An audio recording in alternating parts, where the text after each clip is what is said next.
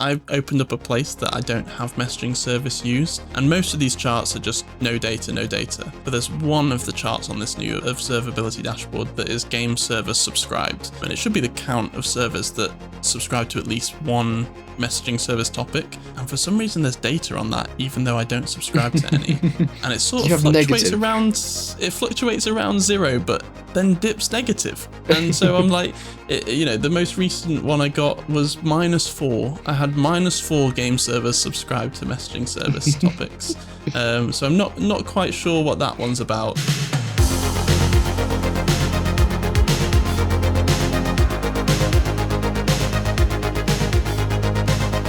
Welcome back to Beyond the Blocks. This week is our final episode before we take a break for the holidays. And while Roblox engineers have been hard at work giving us plenty of gifts to unwrap, some countries are getting isolated as the new safety-driven chat restrictions start to roll out. But first, we're your hosts. I'm Adam. And I'm Anthony. Fedor sadly has exams and coursework, so won't be joining us today. But we're going to dive straight into the chat restrictions rollout. So, chat restrictions by age group and with it forced age checks rolled out last week to Australia, New Zealand and the Netherlands. But the method of rollout has caused some isolation issues. So, from December the 3rd, Australia, New Zealand, the Netherlands, those users require an age check to access chat. So this is the rollout of some of the things we talked about 2 weeks ago in our safety deep dive episode. And so this could be facial age estimation or it could be ID verification for those users. Either way, they have to complete one of them to get access. And then when they do have access to chat, they now get those age group chat restrictions that we talked about. So depending on what age group they're in, they can only talk to users in that age group or the one above or below. I think what's interesting about this and why it's worth talking about as well today is that due to it only rolling out in those 3 countries, the rest of the world are not subject to the same sort of chat restrictions and the same chat system. And so they're completely separated.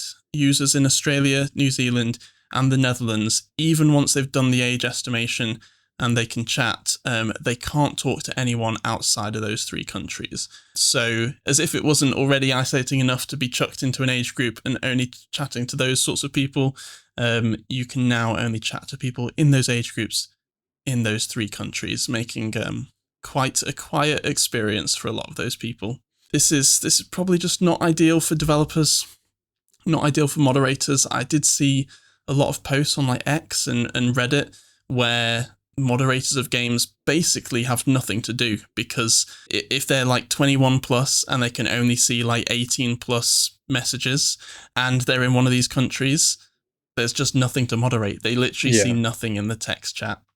I mean, I think how many games do actually have active moderators in? I don't think I've ever seen it. I think a lot of people talk about moderators and sort of like bystander effects. I don't know how big of actual issue it is. I mean, I don't think we need to get back into the whole safety deep dive revisited. I think my issue was more the full sense of security, but I think it will be really, really frustrating. We're still we haven't got an answer back about how we're going to make the matchmaking work with our custom scripted matchmaking system. They're probably really, really busy trying to respond to everyone. I don't really understand why you're not able to speak to anyone. Surely people from other countries who are ID verified, surely they would be able to work out a system where they can chat. It is interesting. I think it's probably a technical thing, right? Of like, however these chat groups work, they probably act kind of similar to the way like channels and things work behind the scenes with the text chat. So I think it's probably a technical restriction that if you're in that group that are subject to age-based chat restrictions, it would just be really tricky to kind of not have those filtered for the people who aren't in those groups. But there are and also overlap. If you were... Like the channels do overlap? They do overlap, which is interesting. So I'm curious how it works in terms of the filtering. But I suppose there's also potentially a safety risk, right? You talked about the false sense of security, but if you were in, say you were in the 13 to 15 group, and you were fully of the belief that your messages could only be seen by 9 to 12 and 16 to 17 as the groups either side of that, but then actually users outside of those countries could see it regardless of whatever their age is and whether they've actually done age estimation or not. It probably just makes the whole system fall down a little bit. So I think it does seem like just the easiest thing to do is to put a wall between them, but without the nice, we'll talk about text chat matchmaking in a second, but I think a lot of developers haven't yet factored that into a lot of their systems and a lot of the way that the experiences work. It does mean that you're quite isolated if you're in one of those countries. Yeah, so I think, Australia, New Zealand, and the Netherlands, if you're in one of those countries, I think certain niches of games have basically just been killed, for now at least, which is quite sad. I wonder how the stats are going to do in those regions. Yeah, absolutely. I don't think it's been a long enough time for us to really see the impact on stats just yet.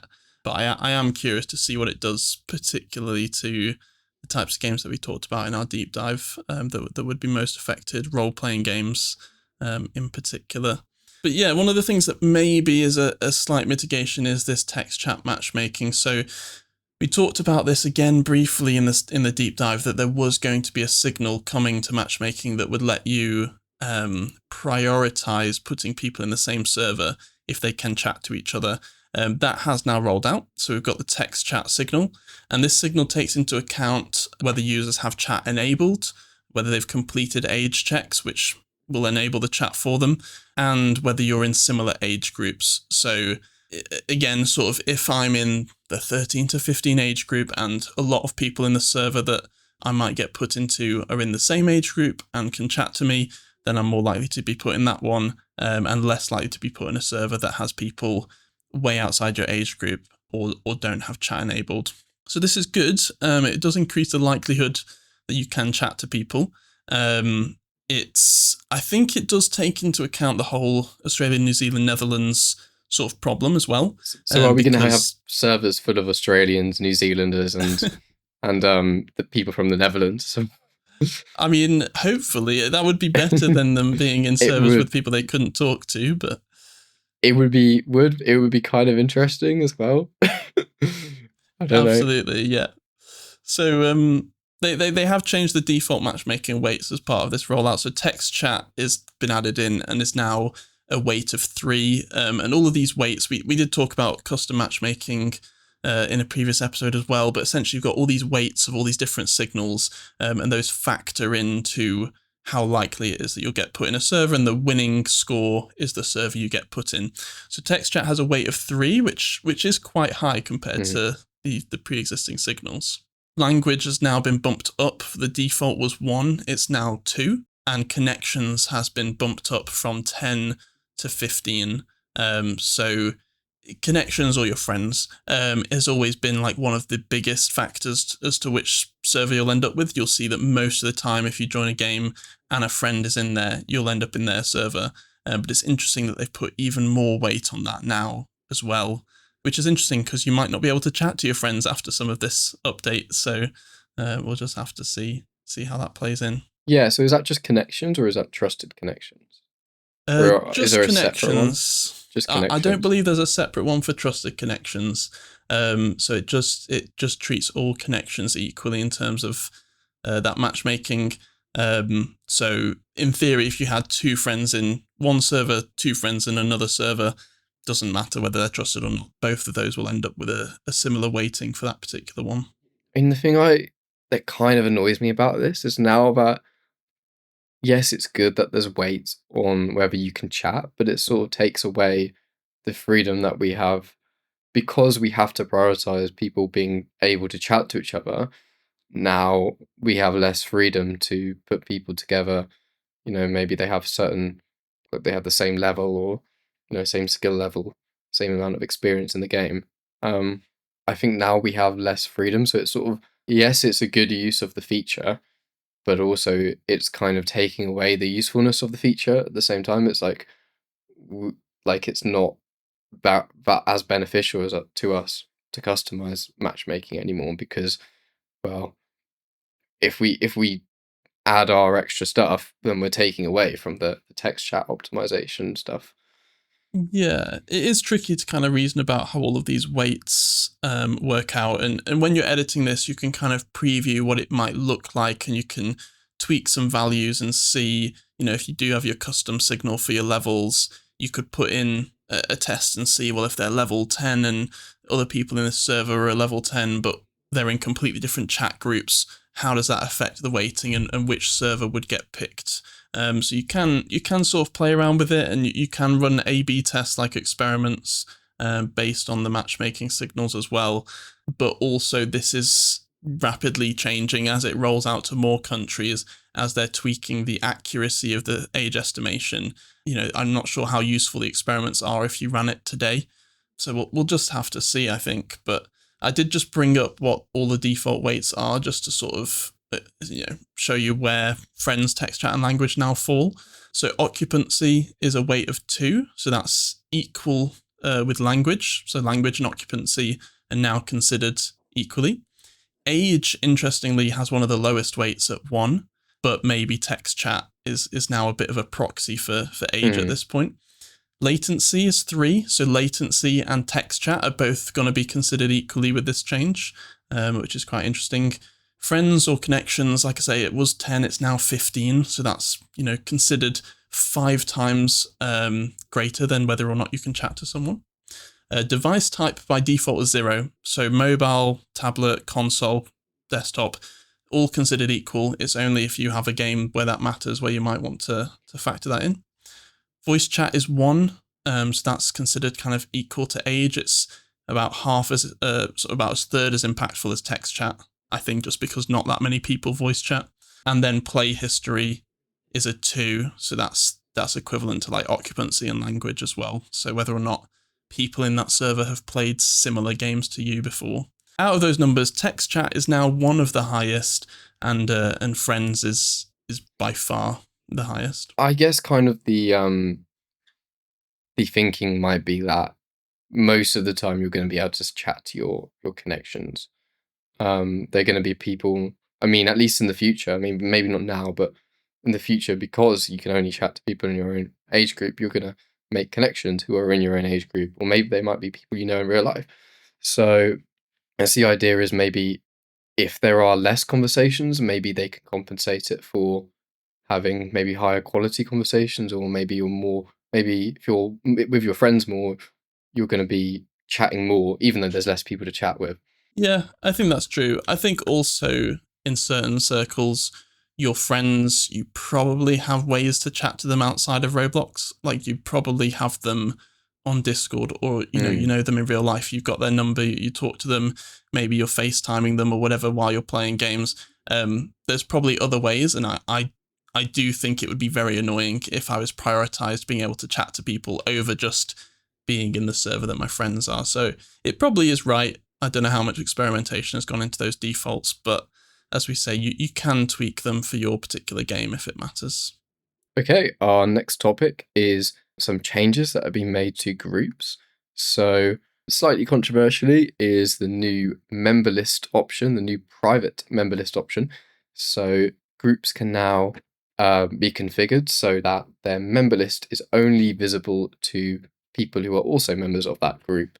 So there's been a bit of a discussion online about, why could this be used for sort of hiding bad behavior groups, or I think probably the only real use case of this is if you're maybe having a secret development group that you don't want people to know about, which I think could actually be very useful, because we often work in secrecy, as in we don't want our we don't want Working what in the we're working shadows. on to be revealed.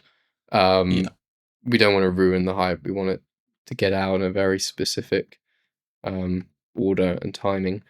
Yeah, I think particularly if you're working on like a new game, or one that came up that recently in the news is the potential for a new egg hunt that I saw was being fundraised on Kickstarter, that a lot of big people have been involved with, a lot of big names on the platform, and they've been working on it for a little while, sort of behind the scenes. and they probably didn't want that to leak, right? But they probably needed a group where people could collaborate on things.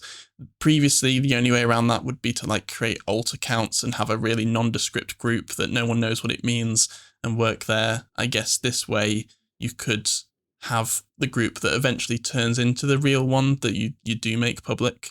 But during early dev, it's a bit hidden. But presumably this only really has a benefit if the group requires a request to join. Because if it's free to join, you just click the join button and you can see everyone who's in it.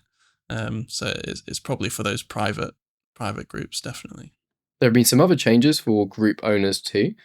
So Roblox have released several features which make managing group revenue, permissions, and collaboration more efficient. So you can now upload a CSV for who you want to pay in your group. So you can do sort of like kind of more mass payouts or maybe automated even to an extent, and you can pay up to 20 people at once.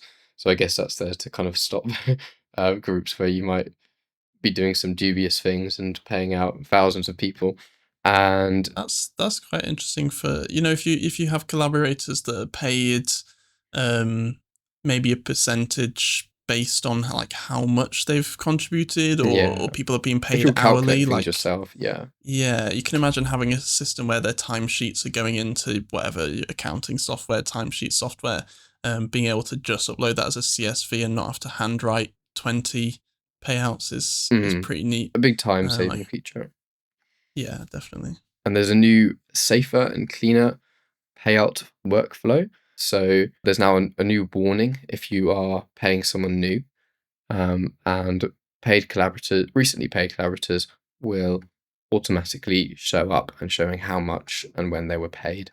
Yeah, I mean, that sounds really, really good for the payout workflow. Like, I've definitely had times where I've wanted to find a collaborator I've paid before, and the search feature, I don't know if you tried searching for people by username or display name on the collaborator thing, but it's so annoying. And if a lot of people in your group, whether they're fans or whether they're just trying to be annoying, copying very similar display names to you and other collaborators, I've definitely had that before. So yeah, having a warning when you first pick someone would be really nice to sort of make sure, yeah, it's definitely that person. Yes, and once I've passed that warning once, being able to just easily bring them back in. I think that's a great update. I do wish that the search was a bit nicer though. I'm pretty sure it shows display names when you search for collaborators, and I'm not a big display name fan. I wish it would show usernames just so you get that confirmation. Definitely that person. No one else could possibly have that display name, But yeah, I think anything to make payouts safer and cleaner probably is a good thing. Luckily, I've never paid anyone by mistake. I don't know if you have. I've not done it by mistake, but there's been times where I've searched, clicked someone and gone, pretty sure that's not their avatar, had to go to Roblox in another tab, go to their profile, go, yep, they haven't just changed their avatar, that is the wrong person, because they've just got a very similar or even a duplicate display name to the person I actually want to pay out. I think the bigger the group, the more that's a bit of a problem. Another feature they've rolled out is a new Monetize experience permission. So this is a new separate permission to edit experience, which basically allows you to configure the dev product, subscriptions, etc. in an experience. So whether you want someone who can only do admin work and changing stuff, or maybe you want collaborators who can do stuff in the game, but you don't really want them to be able to change your prices. There's a new method of transferring experiences between groups as well. So there are some major well-known companies in the space. I mean, like Voldex have been acquiring lots of different games. So this might make it a little bit easier rather than having to. I think what we had to do was sell or transfer ownership of the Roblox account, because that was tied to the group.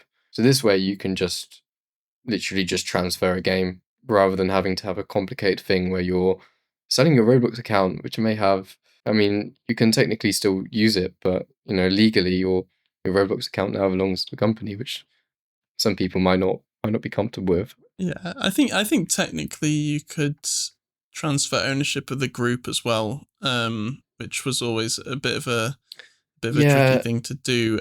So like if you didn't want to sell the whole account and you wanted to sell just the group, theoretically you could do that as well.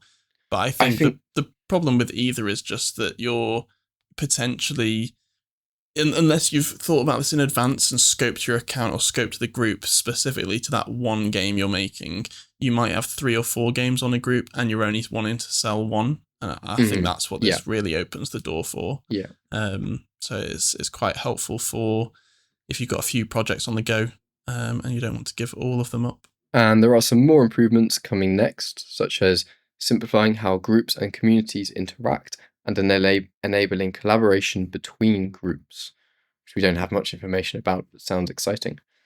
That does sound exciting. I wonder what that might look like. I know people got very, very upset with the YouTube collaboration feature. I don't know if you've seen that, where you can have like 2 creators on the same video and it shows up in both of their feeds. And I'm curious if it's going to be like that, where you have a game that 2 groups own. That could actually be really interesting for brand like collabs. Instagram posts. Yeah, the Instagram post had it as well, that type of thing. But like imagine you work with Netflix, right? You produce a Netflix themed, I don't know, a Stranger Things game or whatever, and it's now Last Level Studios and Netflix, rather than having to make a new group every single collab that is like specific to that collaboration. That feels much, much nicer and gives people a way to click through to Netflix and see other Netflix experiences, click through to Last Level Studios or whoever and see other experiences by them, rather than having to have it all spread out and do the type of thing that Voldex does, which is just put by Voldex on the end of everything that they've made, so that you sort of can kind of piece it together.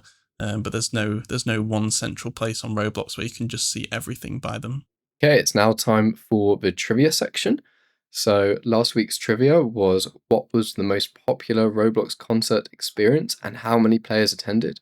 What did you think it was, Adam? I didn't actually come up with an actual answer last time. I think I just listed off all the concerts I knew happened on Roblox and hoped it was one of them. I could only remember one, I think. Yeah. Was it that one? Was it Sabrina Carpenter who did one on Roblox, or was that Fortnite? Sabrina Carpenter, I'm pretty sure was just Fortnite. I remember a lot of Sabrina Carpenter like Fortnite players, because you could basically dress up as Sabrina Carpenter, I think, on Fortnite, and so that was quite a meme that I saw. But no, I don't think she came to Roblox. Anyway, that wasn't the answer. I think I said Lil Nas X. That I'm not sure. You'll have to rewatch the last episode to find out if I'm lying, if I'm hallucinating. But the answer is Lil Nas X with 37 million visits over 2 days. So there were 2 shows on each day. This one was what I could remember as the earliest concert that happened on Roblox. So it's interesting that that's actually the most popular, and that one of, all the ones that have happened since haven't overtaken it. Because I'm pretty sure this was like COVID time, like peak COVID time, when everyone was like, "Oh no, we can't do real concerts. Yeah. Let's invest in virtual." And Roblox did have a bit of a COVID boom. It did. That I think sort of tailed off a bit. Maybe the concerts were sort of a novelty at the time and are no longer as popular. Or maybe just Lil Nas X is very, very popular with the Roblox audience. This week's trivia question is, which themed avatar bundle was released for the 2024 Winter Spotlight event, and how many Robux was it on sale for? Put your answers in the comments below and we'll shout you out if you are correct. Do you have any idea, Adam? I'm not sure, to be honest. So this was last year's Winter Spotlight. Yeah, I don't know. I assume it was quite a few Robux if it's made our trivia question, and not just a cheap one. But idea. I'm afraid I've not got a clue. So we'll see what everyone's guessing in the comments, and we'll reveal it when we come back after Christmas. So back into the weekly roundup, and we've got some new product intelligence APIs that developers can use in their experiences. So this is an interesting new set of APIs, actually, that will let developers personalize what items they're sort of putting forward for players to buy. So there's two. There's rank products async and recommended top products async as the two different things you can call.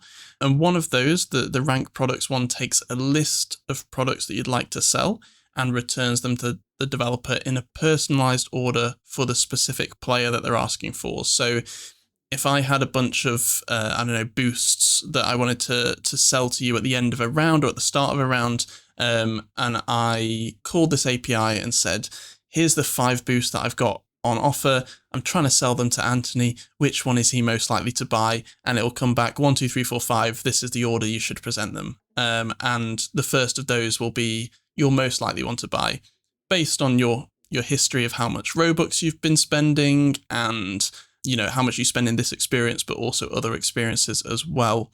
So that's quite an interesting one. And then the other one, the recommended top products, is just across your whole experience. So you just ask, give me the top products for a particular player, and it will return up to 50 items in the order that the user's most likely to engage with. So that's more like just, a top picks section of your store, where you want to just display absolutely anything that's on offer in the order that people are most likely to buy them. So both of these are quite interesting. It's very much for you algorithm sort of themed, which in theory should maximize how much developers can earn from this. And also in games that have a lot of products, I guess there's a benefit to the player as well, that the things that are maybe most relevant to you get bubbled up to the top as well. Things that you're never going to buy because you just don't like that sort of thing get pushed to the bottom. Yeah, I think this could be very useful from a sort of a profit perspective. Um, that sounds kind of evil. But yeah, I mean, it's definitely one that would maximize revenue. It's good from a business point of view, good from a developer point of view, but I don't think it's necessarily a bad thing. Ideally, you're sort of showing this when you would have shown a store or an item anyway. It's just now, instead of wasting that time showing one the player doesn't care about, maybe you're showing one that's a bit more relevant to them. But yeah, it's definitely for the developers and the business folks. Yeah, I think we could imagine having changing the layout order of the shop potentially based on what is returned. Yeah, absolutely. I Did think you it'd have be any quite other? easy to integrate that, really. Like, I don't know if you've played too much around with like the list layouts and the grid layouts, but often they're based on something called layout order on the item. You could very easily just plug the output of these APIs into that layout order, and that's it. Don't have to do anything else, but it just means people don't have to scroll as much. I wonder if there's any options to opt out these sort of the data As in mining for the player when to you're opt out. yeah. Yeah, it's interesting you say that because I mean, I recently got the Discord popped up with like everything's doing a wrapped now. It's the end of the year, and Discord popped up with what they call the checkpoint. And then I clicked on it and it said, unavailable, you have personalization switched off. And I was like, you know what? In 2025, that's quite an interesting thing because a lot of platforms don't give you the control. And I think with Roblox, there's just no controls to turn off the personalization. You can't opt out of the for you sort on the homepage. You can't opt out of the order in which these products get given to you. Your only opt out is if the developer decides they don't want to use these particular APIs. But as we said, I think from a developer maximizing revenue point of view, there's no reason why you wouldn't use these, and it'll be really easy to integrate. Okay, so the next update this week is the new dashboard updates. So there are 2 major updates to the dashboard. The first one is the messaging service observability dashboard. So if you use messaging service in your games, if you're not familiar, it's a way that different servers can communicate with each other. They can basically just send each other messages, packets of data. This can be quite useful if you're doing like a chat system across the whole different servers, or if you're having maybe a custom matchmaking system. But there are limits to how much you can use this, because Roblox's servers resources are not endless and limitless. So what they've done is given you some analytics, so you can kind of see how close you are and maybe debug. Maybe if your messaging is using way too much data, you can now see that very easily without having to implement your own analytics. So that's very nice. One thing I will say, there's no kind of visualization of where you are in relation to the benchmarks or where you are in relation to the limits. And I think Adam might have had some issues with the numbers going a bit funny on yours. Yeah, absolutely. It's interesting that there's no like visualization of the limits, because it does feel like that's the most helpful out of the use cases here. But yeah, I opened up a place that I don't have messaging service used, and most of these charts are just no data, no data. But there's one of the charts on this new observability dashboard that is game server subscribed, and it should be the count of servers that subscribe to at least one messaging service topic. And for some reason, there's data on that, even though I don't subscribe to any. And it sort of fluctuates around 0, but then dips negative. And so I'm like, the most recent one I got was -4. I had -4 game servers subscribed to messaging service topics. So I'm not quite sure what that one's about. But I do have a big orange bar at the top that does say Roblox are investigating issues with analytics data. So it might be related, but I did think that was quite interesting looking at this. But yeah, it sounds like a good dashboard. Even though I don't really use messaging service that much, I'm massively in favor of observability dashboards, right? Like everything that we interface with that Roblox gives an API for, and either A has a limit or B has the potential to, affect the performance of your game or the performance of your servers, I think we should just have an observability dashboard for. Robots are presumably tracking this stuff internally to measure against the limits anyway. So why not display that to devs? Yeah. And the other thing was, you've now got a slightly better breakdown of performance issues. So you can view out of memory exits, and you can do that by place version, and then you can sort of directly compare them. So there'll probably be a visualization on screen of that, whereas previously there was just kind of a crash rate. So it's a little bit more information about how well you're optimizing your games. Yeah, that's interesting that we get sort of the memory crashes specifically here, because I think crash rate could have been absolutely anything. So to know whether that's memory or something else is also quite handy to see. So on to our next topic, and we've got an update to the Reimport beta. So I think Fedora and I were probably chatting about this a couple of weeks ago, and this was the ability to reimport a mesh that you have previously imported, or reimport a model, and it keeps it in place. It keeps all of the Roblox properties that you set. If you've changed colors, you've set things to be anchored, you've set things to be can collide or not. Very annoying if you make a slight tweak in Blender. You just want to re-import and for it to just update the geometry and nothing else. So when we announced that, I think a few weeks back, we mentioned that it wouldn't support rigs and avatars and bones. This update now brings support to rigs, avatars, bones, cages, dynamic heads, and joints as well. They've also changed it to an opt-out beta, so you don't have to go looking for it to turn it on. Everyone should just have it by default. So when you right click on a mesh or on a model, you should get that re-import option popping up. So yeah, it's nice to see that avatar developers can now make use of this as well. And linked to that as well, helping the avatar editors out there, we've got an adaptive animation studio beta as well. The key feature here being something called a humanoid rig description, which essentially maps everything back to R15.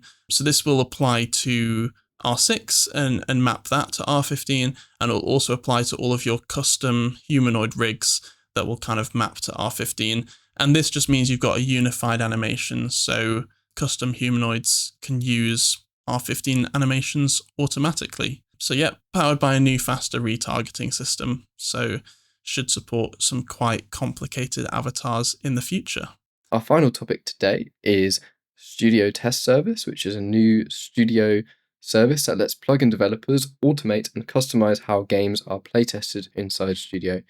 So it's some sort of API that allows you to set values and plugins and then retrieve them in your playtest sessions. So this should make it a bit easier for testing certain parts of the game. If you have games which have long menu flows, such as mine and yours, SCR, maybe you want to jump straight into the action and then test a very specific thing. ideas of UIs. We have a UI testing plugin. That means I don't have to go through all the menus just to test one specific bit. So that's one of those small features that I think could help developers out quite a bit. Yeah, absolutely. I think this would be really, really handy. I know with Stepford County Railway, the train simulator game, sometimes we just want to literally just spawn a known train at a known depot and just test something really quickly. We don't need the rest of the features that get initialized with the game. We don't need to jump through the menus. So we've been thinking about making a custom test plugin anyway to help us with some of those things. This seems like a really nice feature that will help us do that, and in a nice, safe way that will stop you from accidentally deploying some of these things to prod, because only StudioTestService will have these arguments pass through when you're running a test, and it wouldn't otherwise. So yeah, big fan of this one. Curious to see what people who are quite inventive do with this, see if we see some open source tools and some plugins available more widely that do something, nice and generic with this. We've seen different ways of running unit tests before with Lua. We've seen Easy Test and other libraries, but And the they Open can Cloud be API quite running Lua. exactly. That's it. Yeah, I think we could use some of these to test more physical unit tests, as those were mostly sort of unit testing bits of code, but this type of thing feels like you could run a physical test and then get the results from it, which is massive for a 3D game engine. Okay, well, that's all we've got time for you this week. Come back next episode for the latest Roblox news and features. And be sure to like, share, let us know thoughts in the comments, as well as your answer to the trivia question, which was, which themed avatar bundle was released in 2024 for the Winter Spotlight event, and how many Robux was it on sale for? As mentioned at the start of the episode, this is our last one before we take a break for the winter holidays. So we're going to be off for 4 weeks, but we'll be back on January the 14th with our first episode of 2026. So be sure to subscribe and turn on the notification bell if you want to know when that happens. Beyond the Blox is produced by Seb Jensen for Last Level Studios. Watch on YouTube or Spotify, listen wherever you get your podcasts, and catch highlights every week on TikTok, Reels and Shorts. Visit lastlevel.co.uk/podcast for more.